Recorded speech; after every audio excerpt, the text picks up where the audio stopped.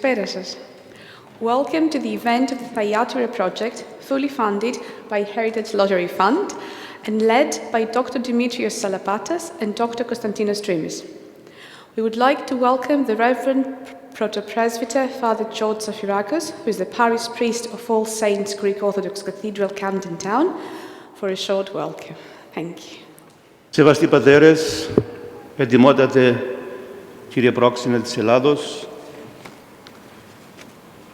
αξιότιμα μέλη της Επιτροπής Thyateira Project, αξιότιμοι πρόεδροι και μέλη των κοινοτήτων και συλλόγων της παροικίας μας, αγαπητοί αδελφοί, με ιδιαίτερη χαρά, τιμή και συγκίνηση, σας καλωσορίζω στην κοινότητά μας, στη σημερινή πρώτη εκδήλωση της Επιτροπής Thyateira Project, που έχει θέμα την ίδρυση των 24 ναών ή κοινοτήτων της Ιεράς Αρχιεπισκοπής μας στο Λονδίνο. Να μου επιτρέψετε εδώ να κάνω ένα ιδιαίτερο καλωσόρισμα σε αυτούς που έρχονται από μακριά, που ήρθαν μάλλον από μακριά. Από το Μπρίστολ, που ταξίδευσαν 2,5 και 3 ώρες να έρθουν εδώ. Η σημερινή εκδήλωση γίνεται δυστυχώς κάτω από μια τραγωδία ενός τρελού και ανεξέλεκτου πολέμου που συμβαίνει, όπως ξέρετε όλοι, μεταξύ Ρωσίας και Ουκρανίας. Στα δύο αυτά χριστιανικά ορθόδοξα κράτη. Και προσευχόμαστε προς τον Κύριο των δυνάμεων, τον Κύριο σου Χριστό, να ειρηνεύσει και την εμπόλεμη αυτή περιοχή και όλη την ανθρωπότητα. Όπως γνωρίζετε όλοι σας, περισσότεροι μάλλον, ότι από αρχαιοτάτους χρόνους οι Έλληνες είμαστε λαός ταξιδιάρικος. Μας αρέσει να ταξιδεύουμε και να μεταναστεύουμε τακτικά. Και σε όποια χώρα πηγαίνουμε, η πρώτη μας έγνοια, η πρώτη μας επιδίωξη είναι να ιδρύσουμε εκκλησία και σχολείο. Οι αρχαίοι Έλληνες έχτιζαν βωμούς, ναούς και θέατρα. Το ίδιο πράγμα είναι. Γιατί? Για να μην ξεχάσουν την πίστη τους, τη γλώσσα τους και τα ήθη και έθιμά τους, τις ρίζες τους. Λοιπόν, στο Λονδίνο, όπως είπαμε, υπάρχουν 24 κοινότητες και ναοί. Σε όλη τη Μεγάλη Βρετανία, περίπου 125. Και σε όλο τον κόσμο, όπου πάτε, σε όποια χώρα πάτε, θα δείτε ότι υπάρχουν ελληνικοί ναοί και εκκλησίες. Στην Κίνα, αφήνω έξω την Αυστραλία, την Ευρώπη, την Αμερική, και στη Ρωσία,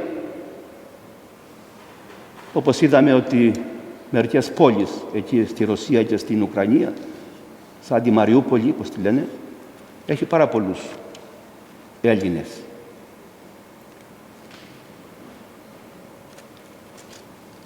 Να συγχαρώ την Επιτροπή που ανέλαβε το δυσκολότατο αυτό έργο, να ερευνήσουν και να βρουν πρόσωπα που έζησαν και γεγονότα που έχουν συνέβη πριν 100 χρόνια περίπου ή 50 χρόνια, μεταξύ 50 και 100 χρόνια. Και να μας παρουσιάσουν τις δυσκολίες που συνάντησαν οι ομογενείς, τους αγώνες τους, το ονειρό ζήλο που είχαν, το πείσμα τους, την ευσέβειά τους, να δημιουργήσουν ναούς και σχολεία για να θυμούνται έτσι την πατρίδα τους, να θυμούνται τις ρίζες τους. Η κοινότητά μας, εδώ να πω λίγα λόγια για την κοινότητά μας, μισό λεπτό ακόμα, είναι η δεύτερη κοινότητα που ιδρύθηκε στο Λονδίνο μετά την Αγία Σοφία. Ιδρύθηκε το 1948, δηλαδή μετά το Δεύτερο Παγκόσμιο Πόλεμο. Και για πόσα χρόνια τώρα? 74 χρόνια διακονεί την παροικία εδώ και βοηθά την παροικία από την ημέρα που ιδρύθηκε και ηθικά και οικονομικά, πολλές φορές. Και θεωρείται ότι είναι η μάνα εκκλησία για πολλές κοινότητες και εντός και εκτός Λονδίνου. Διότι βοήθησε πάρα πολλές φορές, πάρα πολλές κοινότητες και με προσωπικό έστελνε και ψάλτες και δασκάλους και ιερείς και οικονομικά βοήθησε για να ιδρυθούν. Εγώ είχα τη χαρά και την τιμή και την ευλογία να συνεργαστώ με πάρα πολλούς από αυτούς τους ιδρυτές των κοινοτήτων, οι οποίοι έφυγαν από τη ζωή αυτή σήμερα. Είτε ήταν λαϊκοί, είτε κληρικοί, όπως ήταν αρχιεπίσκοποι, γιατί είμαι, δεν είπα πόσα χρόνια είμαι εδώ, το κρατώ μυστικό αυτό. 47 χρόνια. Λοιπόν, συνεργάστηκα με αρχιεπισκόπους, ένας, δύο, τρεις, ο τέταρτος είναι αυτός, με προέδρους εκκλησιών που πέρασαν και έφυγαν από τον κόσμο αυτό, με ιεροψάλτες, με ιερείς που έχουν φύγει, με νεοκόρους, με δασκάλους των ελληνικών σχολείων, εκατοντάδες από αυτούς, με προέδρους και μέλη των εκκλησιαστικών συμβουλίων και των φιλοπτώχων αδελφότητων, και νομίζω ότι η σημερινή μέρα, που είναι Σάββατο, ψύχο Σάββατο, είναι μια μεγάλη γιορτή για αυτούς και για μας. Είναι ένα μνημόσυνο ιερό για τις ψυχές τους, να βρουν ανάπαυση και αγαλίαση. Και για μας όλους, το έργο τους είναι ένα λαμπρό παράδειγμα προς μίμηση από όλους εμάς και από τις ερχόμενες γενναίες. Σας καλωσορίζω στην κοινότητά μας και εύχομαι καλή επιτυχία στην εκδήλωση. I'd like to invite the Reverend Dr. Kristian Alksberg, who is representing the Archdiocese of Thyateira in Great Britain to this event. Father Kristian is the priest of St. Andrew's Church, Kentish Town, and is the ambassador and is the administrator and digital archivist for the Fellowship of St. Alban and St. Sergius. Reverend Fathers, honored representative of the of the Hellenic Republic, chairman of the community, our Reverend Deacon, brothers and sisters, welcome to this event on behalf of His Eminence Nikitas, Archbishop of Thyateira and Great Britain, with whose blessing and support tonight's event is taking place. Sadly, His Eminence is abroad at the moment and couldn't make it, but he sends his love and his best regards and his prayers and blessings for the success of this very important project. The project is important not only in connection with the centenary of our Archdiocese, and if any of you have seen the new Typika, the book published annually by the Patriarchate and distributed to all the churches of the Patriarchate across the world, you will see that this year's tome is dedicated to our Archdiocese and the founding of the Archdiocese of Thyateira and Great Britain. But it's an important project because we are in a period of change. Not only because we now have a new Archbishop who takes the leadership of the Archdiocese after a very long and fruitful ministry of the late Archbishop Gregorius, but also because the founding generation of all these parishes are coming to their end.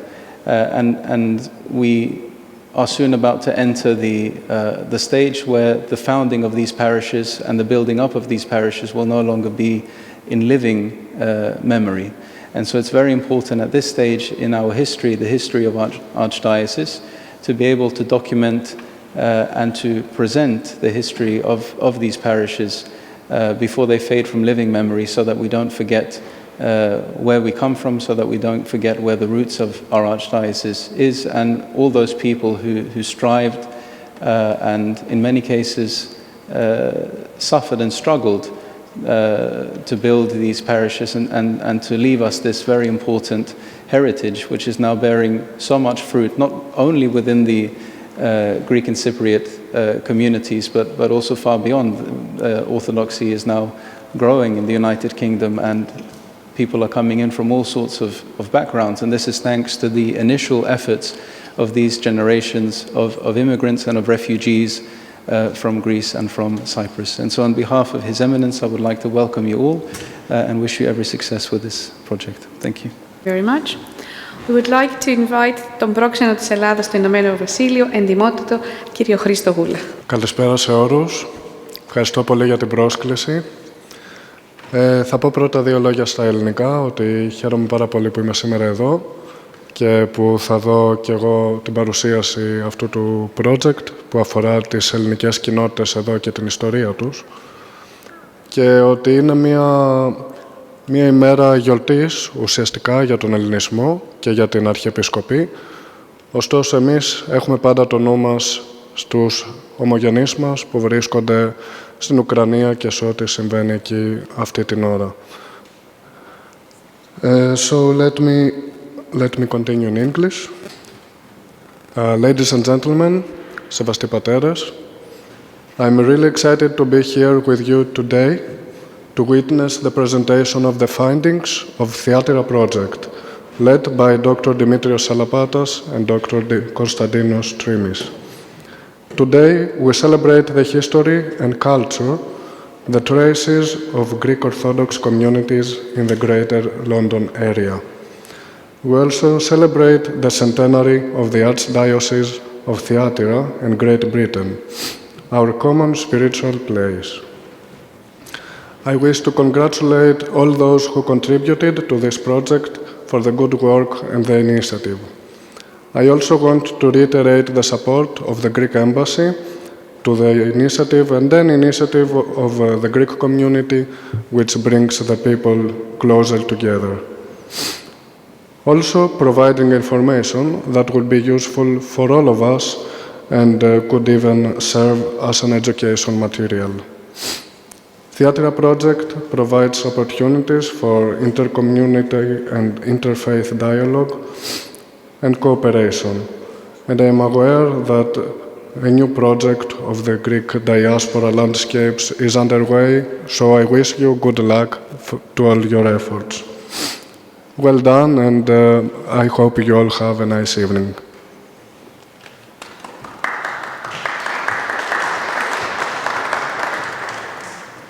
I would like to invite Dr. Dimitris Salapatas, Secretary of the Anglican and Eastern Church Association, member of the newly established Archdiocesan Committee on Religious Education. He's a religious studies teacher in secondary education and a subject-specific lead tutor for RS with the National School of Education and Teaching, Coventry University. Welcome, welcome. Thank you, everyone. Thank you. So, dear fathers, esteemed guests, friends and family of the Thyateira Project, thank you for coming. Welcome to this event. presenting the Thyateira Project. So it has been a great journey to get to this point where we can give you an overview of our work. You can see what we have done here with a PowerPoint, which is one indication of a part of the project. We do showcase also what we've done with school students, where we did a number of research, the pictures that we've taken, and there's more to come. The Thyateira Project aims to record the history, buildings, tangible and intangible cultural heritage assets that are associated with the Orthodox communities which run under the auspices of the Ecumenical Patriarchate of Constantinople, specifically the Archdiocese of Thyateira in Great Britain.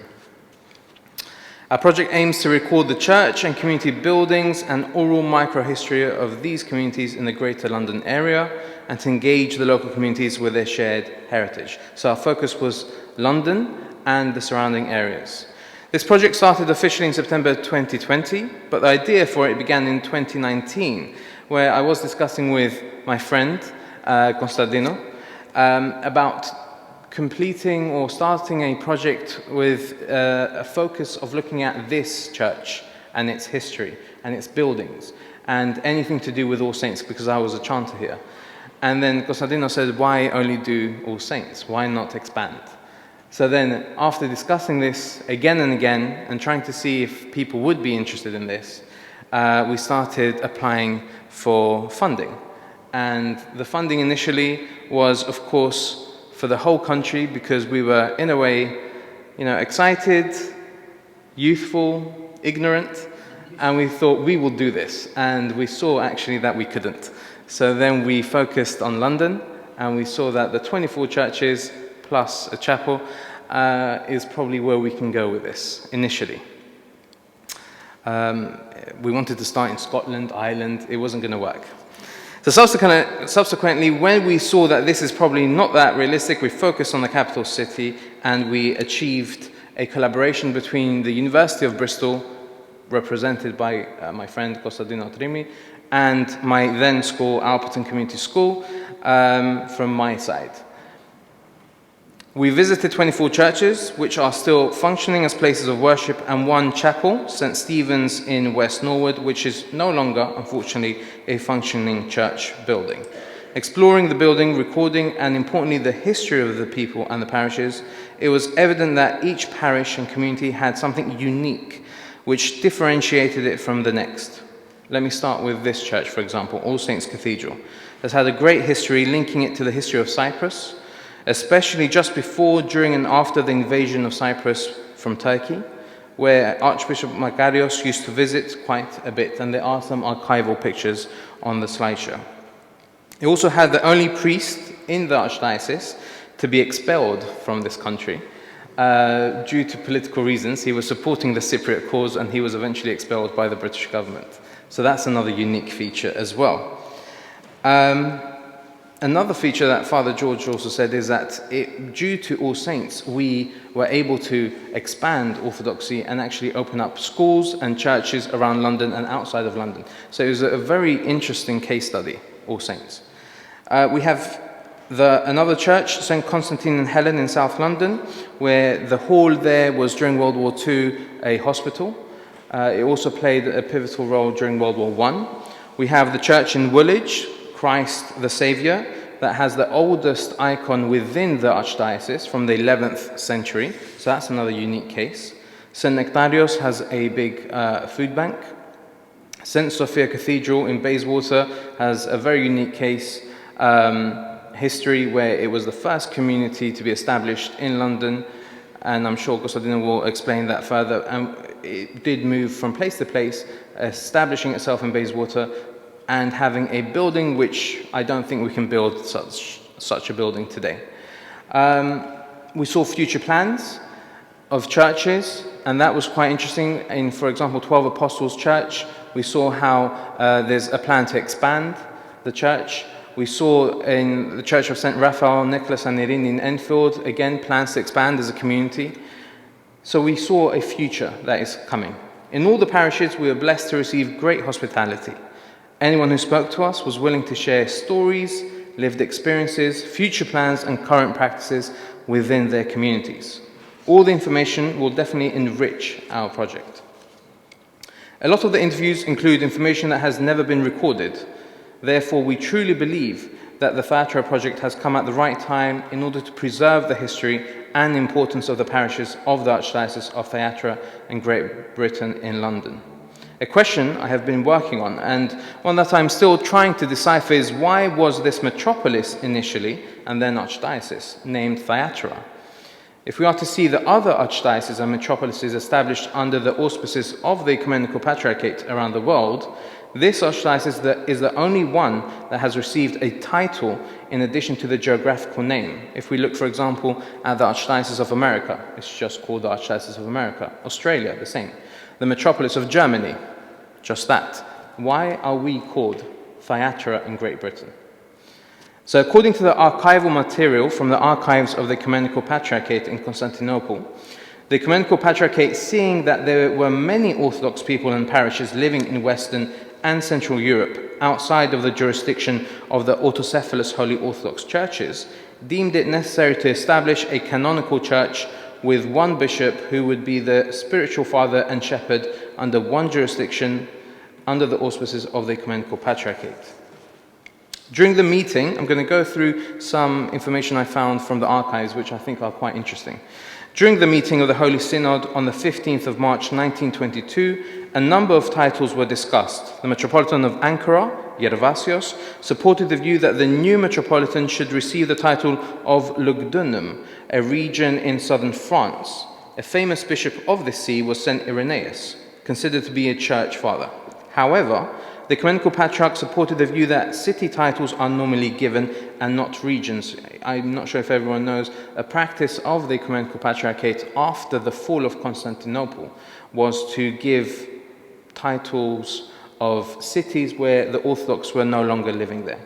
So we have many of the Asia Minor, today Turkey, many of the cities from there, the titles from those cities are given to bishops around the world.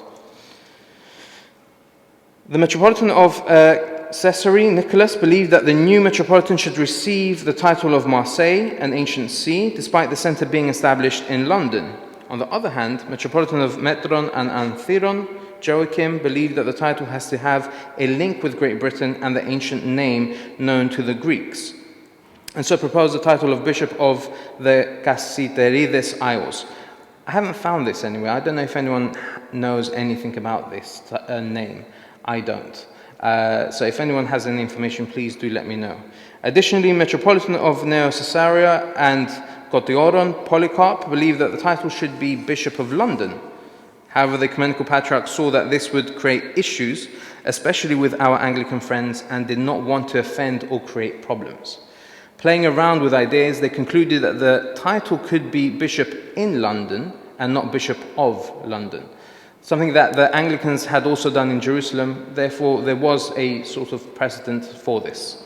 The Metropolitan of Rhodes, Apostolos, and the Metropolitan of Chaldeas and Gerasundos, Lavrendios, added to the discussion, claiming that the title Bishop of Europe could stand.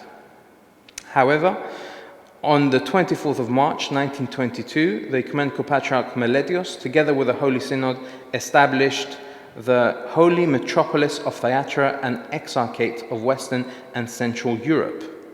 And you will note here that the official first title did not include the words Great Britain.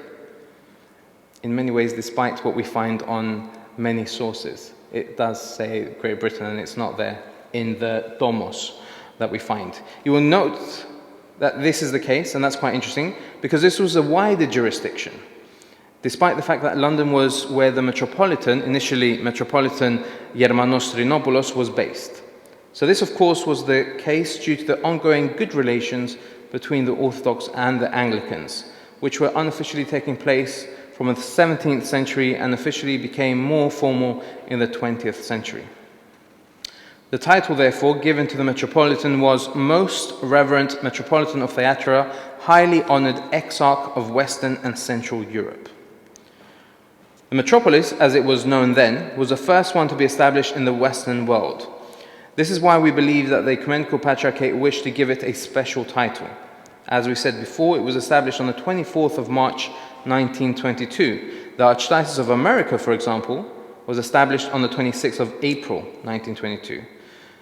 So just for the record, it seems that the metropolis of Thyateira became an archdiocese during the reign of Archbishop Athinagoras Kavadas in the 50s. So we have again a change of title there. And it is interesting to see how it is again, in Western Europe, the only archdiocese under the Ecumenical Patriarchate. The rest are metropolises: Germany, France, Italy, Spain. Interestingly enough, even when examining the archival material from the 24th of March 1922, they do not state why Thyateira and not another Asia Minor city. Therefore, we have a number of theories and points we are entertaining. Which is right, which is wrong? Maybe they are all right in some respect. But let me go through a number of ideas that we have. And if anyone does have any ideas that you know or think is correct, please do let us know. My initial idea is that it probably links with the Bible. Acts 16, 14 to 15, where it says, "A certain woman named Lydia, a worshipper of God, was listening to us. She was from the city of Thyateira and a dealer in purple cloth. The Lord opened her heart to listen eagerly to what was said by Paul. When she and her household were baptized, she urged us, saying, 'If you have judged me to be faithful to the Lord, come and stay at my home.' And she prevailed upon us." So my understanding is that since she was the first European to be baptized Christian, maybe the first metropolis in Western Europe links with this idea of the first European. And so since she was from Thyateira, then maybe the link is there. It could relate to Metropolitan Germanos Trinopoulos and his previous title. So in 1912, he was ordained in the Church of the School of Theology in Chalki as titular Metropolitan of Seleukia. The ancient city of Thyateira is referred to as Pelopia, Semiramis, and Ephippa in various texts. So the names Thyateira, Semiramis versus Pelopia were mentioned together in an inscription reported to have been uncovered near Akisa in Turkey. Stephanos Vizantios noted that Thyateira as a Lydia city, again a link with Lydia, used to be called Pelopia and Semiramis, and that the city derived its name from the word Thyateira, meaning daughter, and the name was given by the Syrian king Seleucus III, who received the news of the birth of his daughter during a war. So Seleucus had established Seleukia, and the first metropolitan of this newly established metropolis was a titular bishop of Seleukia. So maybe there's a link there.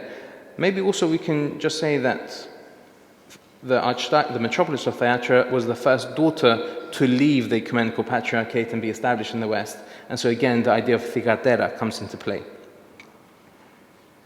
The city of Thyateira, after which the archdiocese was named, was one of the 7 apostolic churches, and up to its decadence and abandonment, it had been a prominent metropolis of the Christian world. The glory and significance of the Thyateira can be assessed from an epistle of John to the local Christian community in 68 AD, in which Thyateira is ranked 4th in importance amongst the rest of the churches of the Apocalypse. The glory of Thyateira started to fade during the 3rd century AD. We could probably state that the naming of the metropolis here was linked to the 1922 disaster of Asia Minor, the same year the metropolis was founded in Western Europe. Although the disaster took place in autumn, we could probably support the fact that over 3 millennia old Greek presence in Asia Minor, what we have today as Turkey, was coming to an end. And this was evident even during March 1922. Examining the titular bishops of the 1920s, and this is the most, in a way, boring excuse of why it was called Thyateira, specifically the ones alive in 1922, we see that the other names of cities and towns from Asia Minor had already a bishop. The one that was missing was Thyateira. Therefore, we could conclude that it was by luck or a coincidence that it was named Thyateira to preserve the ancient see in a new context and geographical area. As we know, this has been the practice of the Ecumenical Patriarchate since the fall of Constantinople in order to preserve the titles and the sees alive. Before I let my friend Costantino give his part of the speech, may I thank also everyone who's been involved in this. Of course, Father George for having us here today. I would like to thank anyone involved with the mini catering at the back for after the event. Kyria Anna, thank you very much, and the rest. Of course, we would like to thank Alexios Gennaris, who is somewhere. I can't see him now. There he is, thank you. Many of his amazing pictures, especially the air pictures, and some of the pictures you'll see afterwards are his. These are his, for example. And he's been working with us. He's been to places where we have not, reaching Sierra Leone, Alexandria. Outside of London, we haven't reached there yet. Hopefully the next part of the project, so these are our future plans, will be to focus on the Greek Orthodox churches under the Archdiocese of Thyateira in the southwest and Wales. We've already started by visiting Wales, and so unofficially, but we're getting there.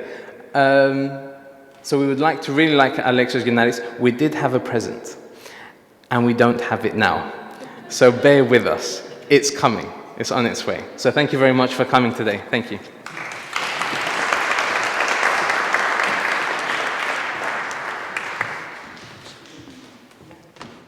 Thank you very much, Dimitris. We would like to invite Dr. Kωνσταντίνος Τρίμμης, lecturer at Bristol University in the Department of Archaeology and Anthropology. Good evening. It's going to be a challenge for me to be still. Well, let's see how this is going to work. Anyway, so thank you very much for coming here today. I'm Kostas, and I know Dimitri for years, since I first arrived in London about 11 years ago. And we actually met with Dimitri in this very church because he was tutoring me in Byzantine music, with not very much success for me as a student because I cannot sing or chant. I can dance though. Anyway, years later down the road, we were in a Camden event again in North London, and Dimitri, we had a chat with Dimitri, and he said to me, I'm interested in the history of that church. And I said, I'm interested in the history of every church. And let's do something big. And I know that we were kind of foolish to believe that we're going to do the whole Great Britain. But we will do the whole Great Britain, and I'm not allowing him to leave the country if we're not finished. There are many people support us in this journey, but I'm going to talk to you about them at the end. So, Dimitri's role in this project was kind of self-explanatory from the beginning. Dimitri is a theologian and interested in the Anglican Orthodox relationships. And since our project is churches and churches in England, he was pretty much the right person to do that job. I'm a prehistorian of Southeast Europe. What does this mean? I mean, my trade, it lives about 7,000 years ago. So diaspora studies was definitely a niche for me, but very interesting niche to me because I am a kind of intellectual migrant in this country. And I never imagined when I arrived in Britain 12 years ago that I will find such interesting, rich Greek and Greek Hellenic, ethnic Greek heritage. So we embarked in this. That's definitely not going to work for me. So we embarked in this journey when we trying to apply a kind of a modern approach on how we study world diasporas, and I think there is a methodological novelty in our project. So far, diasporas has been studied with a historical or an international relationships perspective view. What we try to do with Dimitri is to study this from a spiritual / material culture perspective, kind of a materiality of diaspora. Hence, we embarked and to visit these churches and visit and trying to see features that they can tell us the stories of the communities that they actually built or modified or convert these churches. The Thyateira Project so far, because we're dealing with London, it follows the ethnic Greeks to a great extent, and now we're kind of moving into incorporating other kind of Orthodox cultural groups, if that makes any sense. In contrast to the Greek diasporas in other countries, the US, Canada, Hong Kong, Australia, these New World diasporas are kind of easy to study. A bunch of Greeks goes to New York, builds a church, Bob's your uncle. And then you record that church and everything is very straightforward. But with Old World diasporas, it's more difficult because there is a very strong community already here when we're kind of coming and being in contact with them. And we kind of giving part of our cultural heritage. It's an exchange of cultural heritage between the newcomers and the already established communities, but also we incorporating part of their heritage in our practice. So something new and unique is being created. But when Greeks, and why Greeks arrived in modern London, well, I'm pretty sure you know the story about Pytheas and that he traveled from Marseille in Britain, or Mycenaeans, that they're coming up here to get bronze from Cornwall. And if you don't know this, I'm happy to talk to you for more than an hour about Greek-British contacts in prehistory. I'm actually more qualified to do this. But in terms of the ethnic Greeks in London, again, if you studied in a Greek school, you know that after the fall of Constantinople, lots of Greeks and ethnic Greeks, or anyway, Eastern people flee to the West. And kind of Greeks in London, it's part of that intellectual refugee movement. However, the reason that Greeks been established in London is a little bit more cheesy. We came here because of coffee. So the reason that Greeks started building communities in London is because Greeks brought coffee in Britain. And if you read that book about the Hellenism in England, which has been published in 1905, and I discovered by chance a couple of months ago, a guy named Nathaniel Canopios came to Oxford out of Greece in 1637 and spent 10 years in Balliol College studying theology and drinking coffee. And my mum was complaining that took me 5 years to get my degree. And she said I was spending my time in Thessaloniki drinking coffee. So this is kind of my revenge. So he introduced coffee in England, and the first Greek coffee shops opened actually in London. Apparently this guy, Nathaniel Canopios, after he finished his studies, he's been expelled from the country because we are living in the early 17th century. England is Puritan, and they believed that coffee wasn't very upscale, upper class drink. But he went back in Greece and became bishop somewhere, which I missed the rest of the story. So the first Greek coffee shops are opening in Oxford, where Oxford was a more open society to new trends. And this guy, Pasqua Rosé, who was a servant of a British merchant, opens the first coffee shop in London, in Oxford. And then a year later, he closes his coffee shop in Oxford. He moves to London, in modern day city, and he opens his first coffee house. And then I'll get back to my presentation.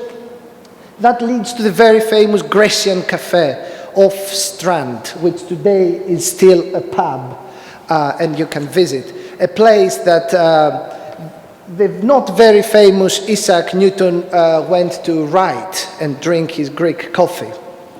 Or Marlowe, the famous Shakespearean editor, also was there drinking Greek coffee and editing Shakespeare. So out of these kind of communities and Greek coffee houses, the real story is that Greek communities in London are appearing along with the Russians at the early 19th century, late 18th century as a byproduct of the Industrial Revolution. Greek businessmen and tradesmen saw business and money and arrived in London. They deployed in the city of London and they did business. And as Father George said, Greeks are travelers, but wherever they travel, they built a church and a school. And this is exactly what they did in London. So in Finsbury Circus number 9, they established their first chapel. Unfortunately, very little we know about this chapel, minus that you can visit today Finsbury Circus number 9. The chapel lasted for about 6-7 years, and then the Greeks closed down this chapel because it was too small to fit the community, and they moved to the Russian chapel for a small period of time until they built the first Greek Orthodox church in London on London Wall, around 1850. And there's a kind of a drawing down here about, come on, here we are, about the Greek Orthodox Church in London Wall, and I would like you to point out that doesn't look from the outside as a Greek Orthodox Church, but more as a neoclassical building. So the idea of a church, as we have it today, this kind of post-Meta-Byzantine church, is a kind of an early 19th century, early 20th century perception of how a Greek Orthodox Church should look like. And there is a reason that I'm telling you this tonight. A couple of very small elements from this chapel surviving today in St. Sophia. Towards the end of the 19th century, London is expanding. The Greek families, they're having more power, more money, so they're going and kind of immigrate slightly to the west to create Bayswater, which is a Greek town to the very today. Westbourne Terrace, in the end of 19th century, was exclusively Greek. And one of my favorite games is reciting the Greek names. Every single house in Westbourne Terrace was a Greek house. The second wife of Eleftherios Venizelos, Elena Venizelou, is born on Westbourne Terrace. Pavlos Kouduriotis, our famous admiral, was born on Westbourne Terrace. Couple of other very famous Greeks, they born there as well. But I think Elena Venizelou and Pavlos Kouduriotis are my favorite ones. Raleigh, of course, of the very known family, was living on Westbourne Terrace as well. And I don't have a single picture of St. Sophia because this is kind of the main church of where the whole story about Greek Orthodox churches in London started.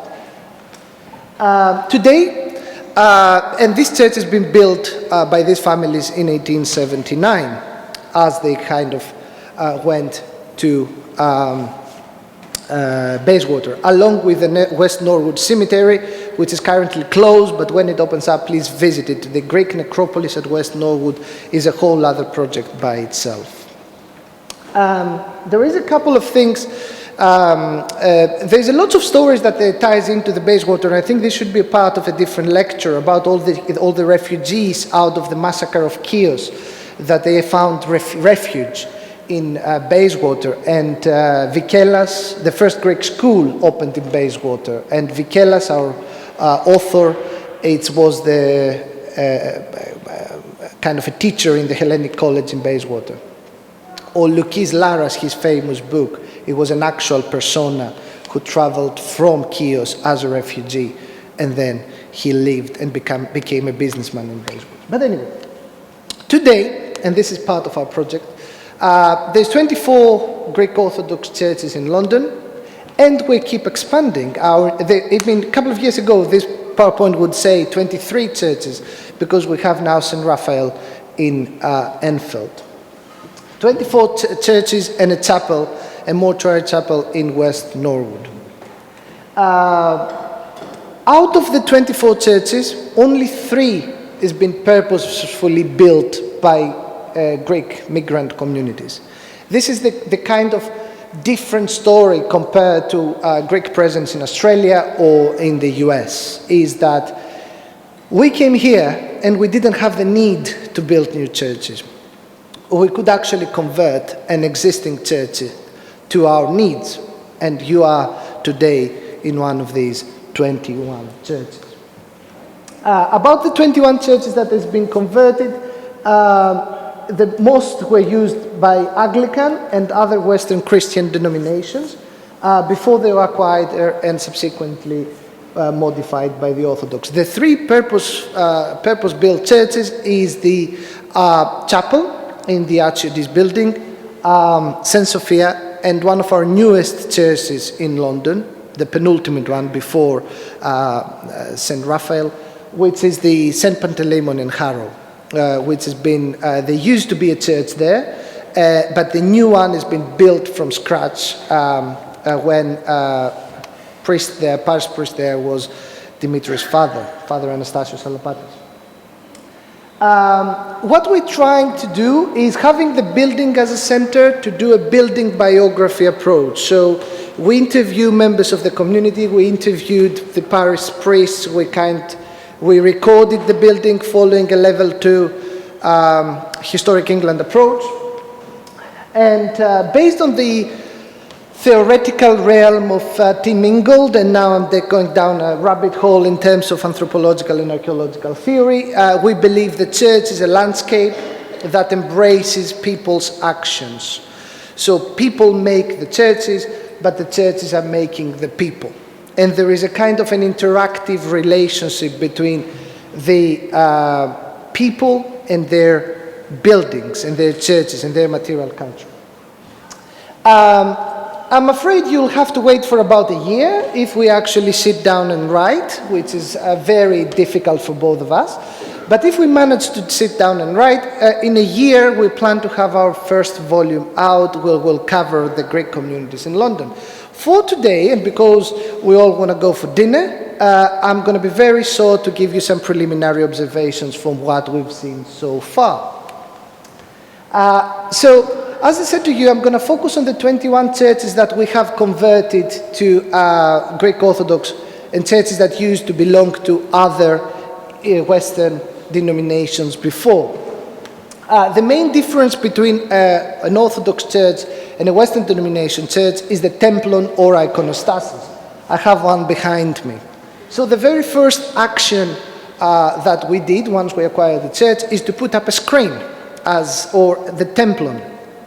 And that has to happen rapidly.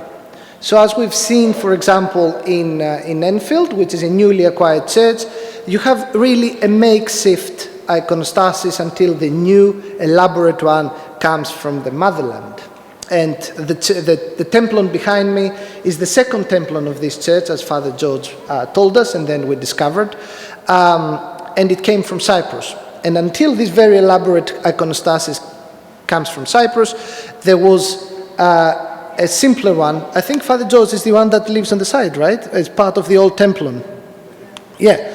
So that has been made rapidly by the people when they acquired the church, so they served their needs. And actually you can trace the history of the churches, tracing the histories of the Templar. And that became part of my kind of game when we are visiting a church, seeing the templon, trying to find out where the church is being converted. And you have some fantastic Templar that actually been made and came from Greece and Cyprus, like the one in Kentish Town, here in All Saints, and other Templar that actually following kind of more Western tradition, like the one in St. Catherine's Barnet, where the building there is listed, and because it's been converted to an Orthodox church recently, it wasn't allowed by historic England to put up a full iconostasis. And that's the last church, the last acquisition of a Greek Orthodox community, St. Raphael and Anthea in Enfield, where you can see the kind of simple iconostasis being created until the new elaborate one arrives from Greece. The second main element of the Greek Orthodox typikon is the altar, is the Agia Trapeza. So most of the Western denomination churches, and particularly the churches that has been acquired by the Greeks here, the altar is pushed against the back wall of the church, when in the Greek Orthodox tradition, the altar, as you of course all know, is freestanding in the middle of the Hieron. However, And this is where it comes, all this amalgamation and interaction between hostland and homeland and migrant communities and already established communities, is that reuse of whatever could be reused in terms of material culture. And you have this fantastic Western domination altars that has been reused for the Orthodox needs. You just push the altar a little forwards, and then you have your Agia Trapeza. And you have, I mean, my favorite one, of course, is the one from Kentish Town, is fantastic kind of Christian art, but also the one in Gospelok, in Agios Anargyros, but also in Konstantinos and Helen in Croydon, or the simpler, lovely one from St. Eleftherios in Leighton.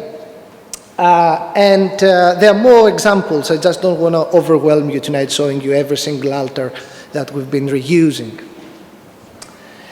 Another thing very important for our Typikon and our religious practice is iconography.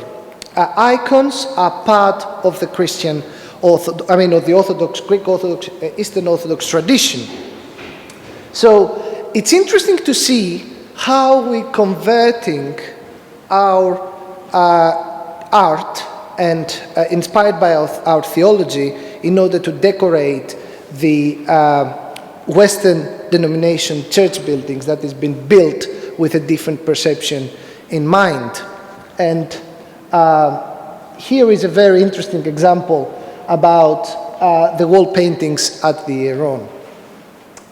But I'd love in St. Demetrius in Edmonton when I could see how in a neo-Gothic building which doesn't follow the trends and the lines and the rhythms and the orders of the Eastern architecture, they actually modifying traditional norms of Orthodox iconography in order to fit the lines of the Western church building.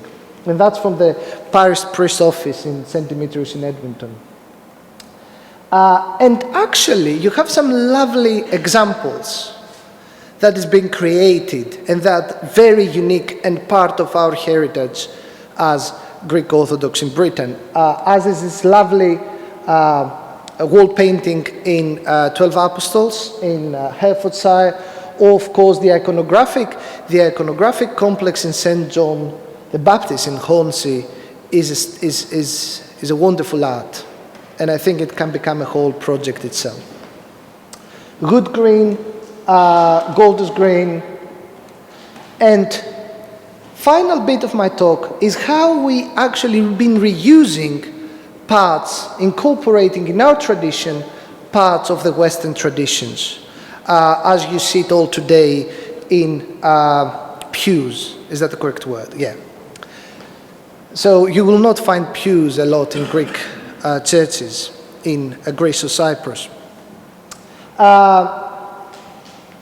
Interestingly, we're incorporating iconography, which of course after the Reformation in Britain in 16th century, 1539 I think, it's been kind of banned from the churches. But if we find an iconography, an icon in a church that is pre-schismatic, we actually been incorporated and venerated. And that's the example, as Dimitri said, of the earliest icon in a Greek Orthodox church, which is this angel in Gulic, this fantastic 11th century wall painting that has been incorporated into the Greek Orthodox Typikon.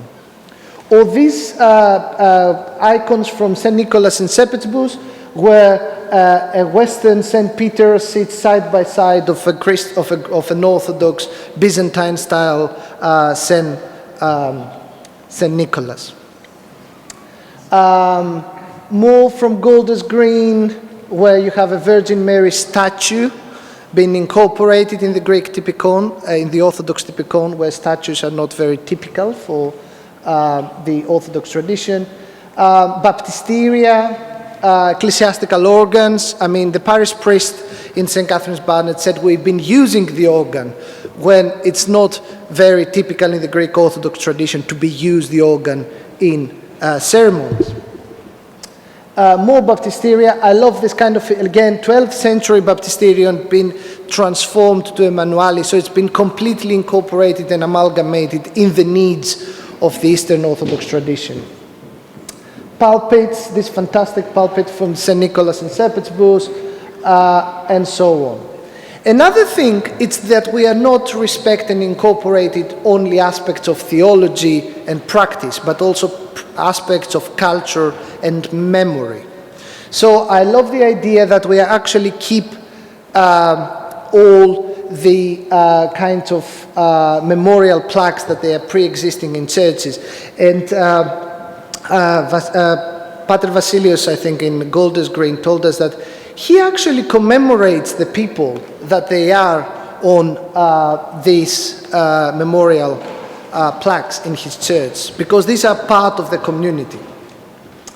And to finish with, I love this picture from the hall, the church in Croydon, where, as I said to you, as I said before, these churches are also part of our culture and our perception about life and about our history and what we bring in this country and what we find. So you have two portraits of Greek revolutionaries, Kolokotronis and Nikitaras, side by side to a memorial plaque about thousands of majestic forces. That hall, that particular hall in the First World War has been used as a field hospital, I think, for people that are coming back from France. So once they are coming back from the Western Front in France, they've been stationed in Croydon for a bit. And that hall was a kind of a meeting place for these people that they have just came back from the front. So this kind of memorial plaque that commemorates that event, it sits side by side with fighters from the Greek War of Independence. We haven't covered it.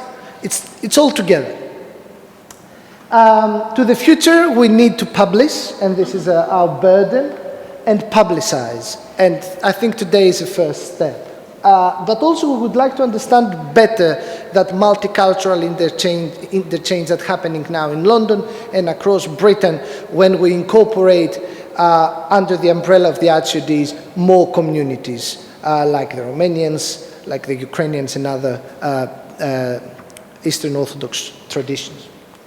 Lots of thanks. Dimitri said some. I'll say this, the last at the end. First of all, to the National Lottery Heritage Fund, to my department, who actually allowed me to do my hobby, because that doesn't count towards my research, unfortunately. The Greek Embassy in the UK, who's been our supporter from the beginning and is here tonight. The Cyprus High Commission, who also supported us from the beginning. The King's College Centre of Hellenic Studies.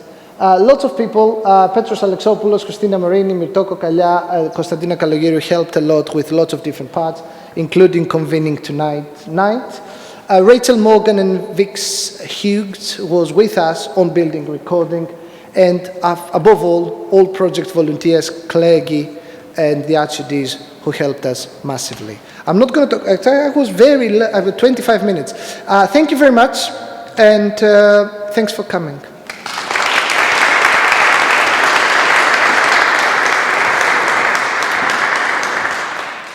Thank you very much. Finally, I would like to invite the Reverend Canon Dr. William Taylor, who is the chairman of the Anglican and Eastern Churches Association, vicar of St. John's, Notting Hill, and an advisor to the Archbishop of Canterbury on ecumenical matters, visiting the Orthodox churches, establishing relations, author and a great friend and a personal friend to this project. Thank you. Reverend Fathers and Deacons, Dr. Salapatas and Dr. Konstantinos, brothers and sisters in Christ.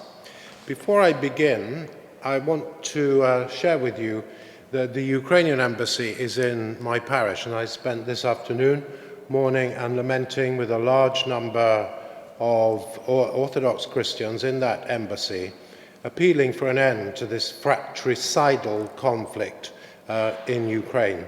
Please pray for the people of Ukraine and of Russia at this time, especially in this holy temple.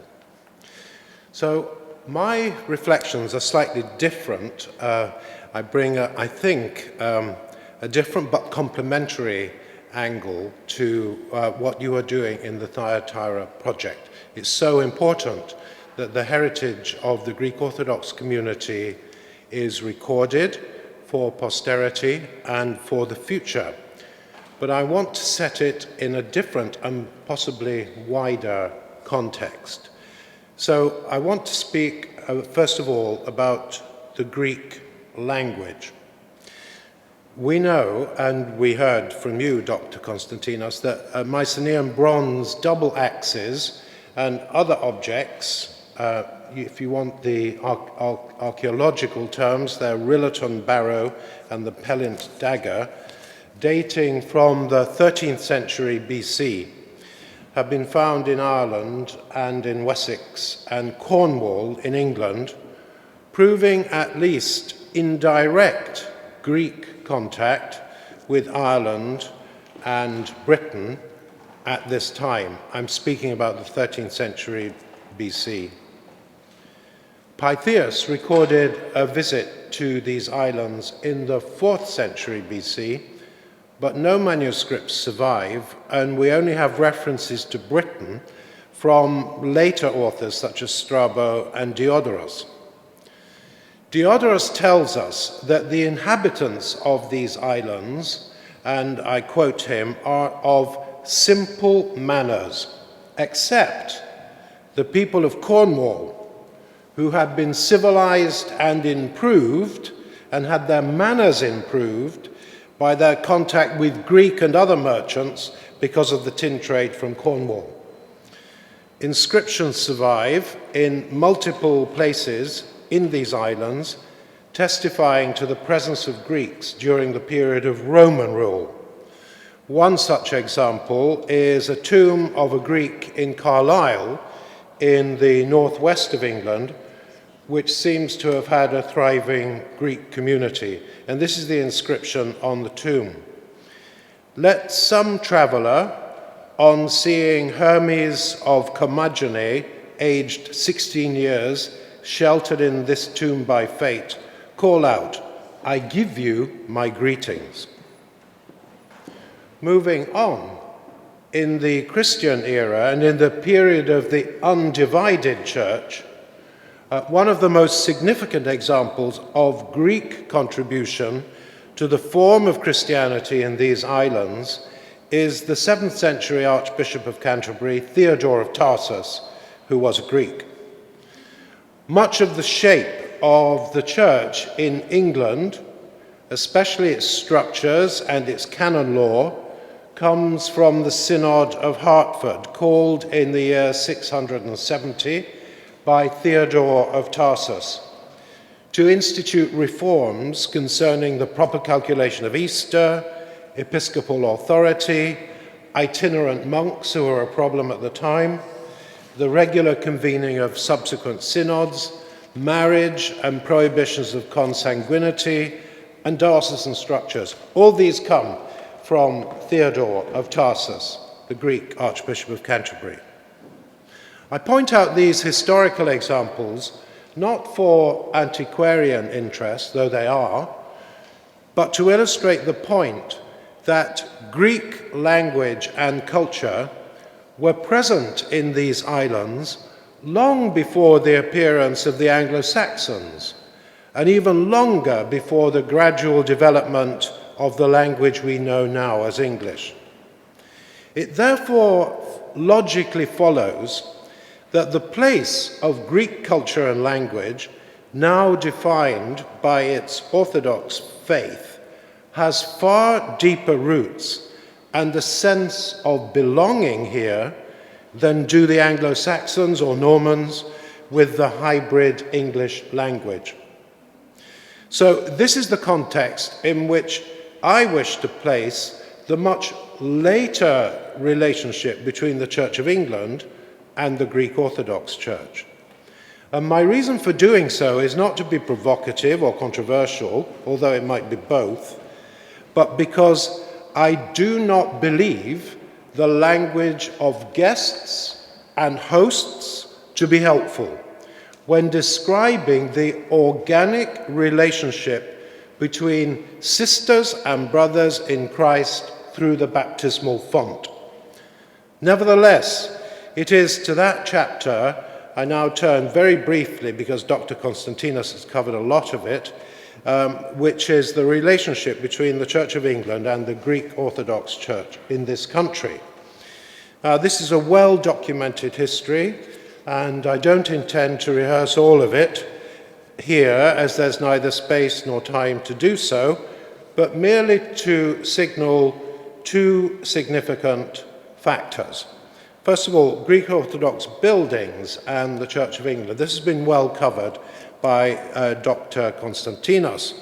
And the first recorded organized Greek Orthodox community in England was established in 1670 by a group of 100 Greek refugees from Ottoman persecution in the reign of Sultan Mehmed IV, also known as the warrior or Ghazi in Ottoman.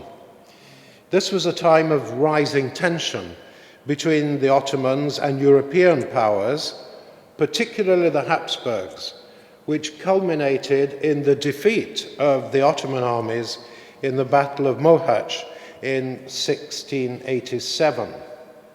So the Greek community, fleeing this reaction and of persecution, at this time was made up of theologians, students, coffee shop owners, as we've seen, traders and sailors. And their priest was Daniel Bulgaris, who also seems to have taken the initiative to gain permission from the Bishop of London to build a permanent church for his growing flock.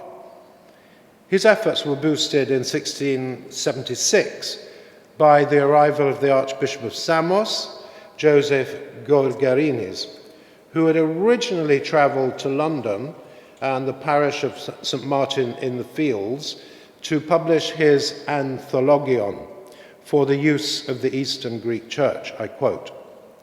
Now soon, the London authorities, and by that I mean the Bishop of London and the parish of St. Martin in the Fields, which owned the land, granted them permission to build a church. Gorgarinis then travelled around the country with Dominicus Kratianas to raise the necessary funds. This church was inaugurated in 1677 in Soho and dedicated to the Panaria on what soon became Greek Street. However, the situation turned precarious when Dominicus Kratiana was taken to court by his master over the alleged disappearance of funds. Now, this church was confiscated, unfortunately, in 1684 and handed over to Huguenot refugees from France, much to the anger of the then Greek Archbishop, who wrote and circulated a furious pamphlet which criticized this move and detailed how the English authorities, for that read Church of England, had expropriated the community. He wrote that the community never sold the said church, nor received any sum for the building thereof. So this rather rosy history of the Church of England's relationship with the Greek Orthodox Church has some not so rosy bits in it too. The church no longer stands, as we've seen, but the dedicatory plaque that was embedded over the main entrance is now housed in the narthex of the Greek Orthodox Cathedral of St. Sophia in Bayswater, and it reads thus. In the year of salvation 1677, this temple was erected for the nation of the Greeks, the most serene Charles II being king, and the Royal Prince Lord James being commander of the forces, the Right Reverend Lord Henry Compton being bishop, at the expense of the above, and other bishops and nobles, and with concurrence of our humility of Samos, Joseph Gorgerenes from the island of Melos. So, interestingly, some of the ongoing financial provision for the church was provided by Lorenz Gorgerini, who seems to have been a relative of Joseph, and who brought to the street in which this church was, it was then called Hog Lane, from the Cyclades, a knack in pickling mackerel, especially favoured as provision for the army, and he made quite a lot of money from that. he sought to put this skill at the service of his compatriots by asking for 14 years of patent rights to provide a maintenance for the church. So after this church had been lost, during the next 150 years, the community had to worship in the Imperial Russian Embassy. Finally, in 1837, as we see, an autonomous community was set up in Finsbury Park in London, and we saw an illustration of that. The first new church was built in 1850, we saw that, on London Wall in the City of London. And between 1877 to 79, the Church of St. Sophia, the Holy Wisdom, was constructed in Bayswater in order to cope with the growing influx to the UK of Orthodox immigrants from yet another wave of Ottoman persecution in the Tanzimat period. Now, by the outbreak of the First World War, there were large Orthodox communities in London, Manchester, Cardiff, and Liverpool, each focused on its own church and often sharing buildings with the Church of England, who the Greek Orthodox authorities saw as their natural allies and partners at the time. Now, the issue of how these significant communities were to be governed was not resolved until 1922, as we saw, when His All Holiness the Ecumenical Patriarch Melitius IV created the Archdiocese of Thyateira, and Dr. Salapatas has already spoken about that. Greek Orthodoxy has grown exponentially since then, often converting former Anglican churches like this, which used the church from 1948, finally buying it in 1978. And now I want to turn to the future. And these two issues are, I hope, in the scope of consideration of the project, because I think they're really important. So I hope I've demonstrated that through the longer history of the Greek language and presence in these islands, and through our relationship now between the Greek Orthodox Church and the Church of England, that the language of guests and hosts will no longer do. Nor will the old stereotypes of the relationship being based on Orthodox communities asking to share buildings of the Church of England. It has to be more dynamic and theological and Christian than that. A sibling relationship of equals should also allow complete honesty in being able to speak to one another. So I raised two issues: nationalism and secularism. In this context, one of the strengths of both Anglicanism and Orthodoxy is also its weakness, the relationship of autocephaly to present-day nationalism. I do not need to underline this in a week which has seen the tragic consequences of nationalism fueled by ecclesial allegiance, which is now unfolding in Ukraine. The question is this: can the patriarchates of Moscow and other autocephalous patriarchates rise above these national allegiances to save human life, which is a sacred duty on all the baptized? This is a real and an urgent question. Perhaps less violently, but equally insidiously, the questions could be asked of both our churches.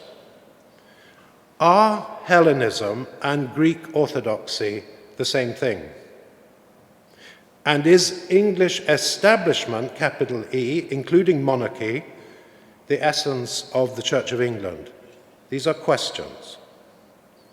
For myself, as a priest in the Church of England, in terms of self-identity, my ethnic identity is an ethnic soup, as an Orthodox abbot described me. Like everyone, in fact, in these islands. But of one thing I am certain: my primary identity comes from the baptismal font, and everything else is secondary. The next issue, which I hope will be addressed by the project, and I see it is because it's in schools where this is particularly sharp, the issue of rising militant secularism is an issue which confronts all churches in Europe, not just Orthodox and Anglicans. Pope Francis last year successfully challenged the European Commission's ridiculous proposal to remove all references to Christmas to be more inclusive. Pope Francis described this in these words, and they're particularly startling words. These are his words. "It is something," he said, "that throughout history has not worked." And he went on. "In history, many dictatorships have tried to do these things. I'm thinking of Napoleon, the Nazi dictatorship, the communist one." These are the words of Pope Francis. He further called into question the EU's obsession with cultural integration. Indeed, he clearly sees the dangers posed by the one-size-fits-all approach to Europe better than most of the Eurocrats in Brussels. And he said this, Pope Francis, "The European Union must be careful not to take the path of ideological colonization. This could end up dividing countries and causing the EU to fail." He also warned the Eurocrats they must respect the variety of countries and faith and not want to make them uniform. "I don't think it will do that," he said, "but be careful, because sometimes they come and throw projects like this one out there." So after he severely criticized it in this way, the EU dropped the proposal. Now in the UK, the rise of a religiously and theologically illiterate population and culture has led many down the path of religious or political extremism, as they have no yardstick in religious literacy to be able to judge truth from distortion. Churches, too, must be careful not to collude with this. There are many who believe that the closure of churches during the most recent pandemic has advanced this secular agenda, as many felt that the church was no longer there for them, and so they could live without it. Cardinal Hollerich of Luxembourg is on record as stating that the closure of churches in the most recent pandemic has advanced Europe's secular agenda by at least 10 years. Greek Orthodoxy and sacramental Anglicanism can contribute and should contribute to this debate by working closely together in ensuring that the Church's voice is heard in the public square, and by maintaining a highly visible and open presence, serving God in Jesus Christ by the power of the Spirit, while contributing to the general good of society. We cannot do this from closed churches. So, this is in no way an exhaustive summary of Greek Orthodox relations with the Church of England, which is outside the scope of this short talk. I merely point to some factors which mean that the Greek presence in this country is not one of recent guest, and why our two churches, with a history of working together as brothers and sisters in Christ, are well set to be partners in mission in this challenging 21st century. Aims, in fact, which are exactly the same as the Thyateira Project, which we commend to your good wishes and prayers this evening. Thank you very much.